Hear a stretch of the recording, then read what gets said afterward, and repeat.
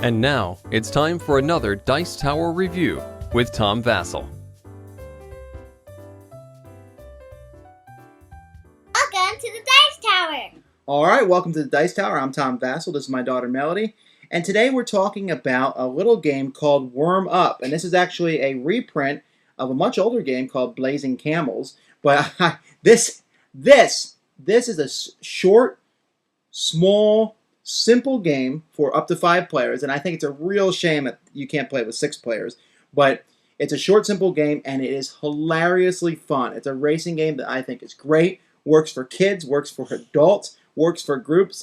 It's really neat, and it's in a small little box, so it's easy to carry around. Let's look at this. It's a racing worm game. So here we go. We have all 5 of our worms lined up, and each worm is made up of little wooden segments that look like half of a gumball. And they're here and they're lined. Here's the starting line. Here's the finish line. Okay, in the real race, the finish line is about 2 feet away. But we're just showing you this here so that it can all fit on the screen. Each player is given a set of tiles. These tiles match your color and show 7, X, 6, and 5, and 4. You have 5 of these tiles. Each player is going to secretly, simultaneously select one of these tiles, and they're revealed at the same time. If you pick the same number as one or more other players, all of you do not get to move.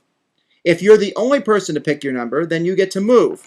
If you pick X, then you get to move any number that hasn't been picked by anybody else, and you get to move the finish line. When moving the finish line, you place your finger on one of these pegs here, and you can swing it with the other finger like this. So you can kind of swing it and try and get it closer to your worm or farther away from other people's worms.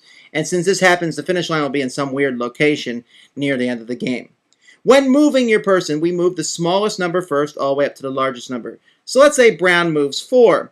You take the last one and you go to the front, 1, although you are allowed to go backwards, which you will do in some rare occasions. 2, 3, 4. All right, simple. And you can turn as you do this, but here's where the game gets, for me, hilariously fun. Let's say I'm green, and I do 6. My wife does 7. So here's what I do. She's yellow, so I do this. 1, 2, 3, 4, 5, 6. Do you see what I just did there? I blocked yellow, and I'm even trying to cut off brown here at the end. And really, you can get each other's way. Now, this is not hopeless. First of all, if I move just a little bit farther, and if red moves at all, yellow can back around and go the other way. I mean, it's not the end of the world. But this blocking and moving and deliberately messing other people, I've seen people get so caught up in it that they'll take their worm and wrap it all the way around the other worm, which isn't very helpful to you winning the game, but it certainly is a lot of fun. And so basically, you keep doing this. When you win, basically, if you pick a number and no one else picks that number, those numbers are set aside for 1 round. So if you use a 7 in 1 round, you won't be able to use the 7 in the next round. If someone else picks the same number as you, then you'll be able to keep that number and try it again the next round. So that's basically the gist of the game. Let me talk to you about what we think about the game.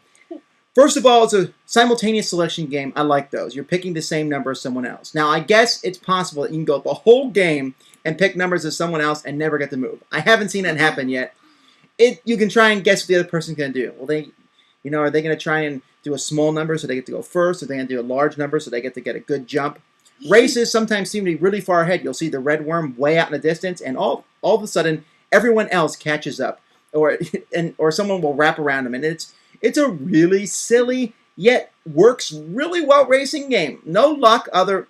Okay, the simultaneous selection could be a lot of luck. You're throwing it up, but it's how you move your worm and how you rotate that finish line that makes the game so much fun. To me, this game is just I thought the idea of moving the worms was neat. And I said, it doesn't seem like it's that big of a deal. But as soon as I saw the worms cutting each other off and curving around one another, it really feels like you're racing some worms that are wiggling and squiggling around until you get to the finish line. Great fun. As soon as one worm touches the finish line, they win the game and the game's over. It's simple. Takes about 10, 15 minutes to play. Like I said, my biggest problem with the game is that it doesn't have a 6th player because I think This would be a great 6-player game. But for 5 players, it's a lot of fun. What do you think? It's really fun, like moving the snails and like curving them up. And when you curve somebody up, maybe you'll lose if you just do that. But most of the time, when you keep on losing, it's still fun because you get to move rooms like let's go, like that with your little buddies. Right, she has a point. Even if you lose, it's still a fun game. And like I said, some people go out of their way trying to stop other people, and that causes you to lose. So you gotta do that. But running in a straight line towards the finish line doesn't always win you the game. There's always every time I play the game, there's always someone who tries that, and invariably they don't seem to do as well as the person who curved around and cut off and managed to wiggle the finish line towards them. But simple, fun game. A racing game that feels like a race, that fits its theme very well. I have no idea how. I guess the camels, there was a caravan of camels, but it's so much better as worms. So Worm Up, a tremendously fun racing worm game. Probably the only one of its kind. Thanks for joining us today. For more written, audio, and video reviews, as well as the #1 board game podcast, check out the website at www.thedicetower.com. Until then, this is Eric Summerer, and you've been watching The Dice Tower.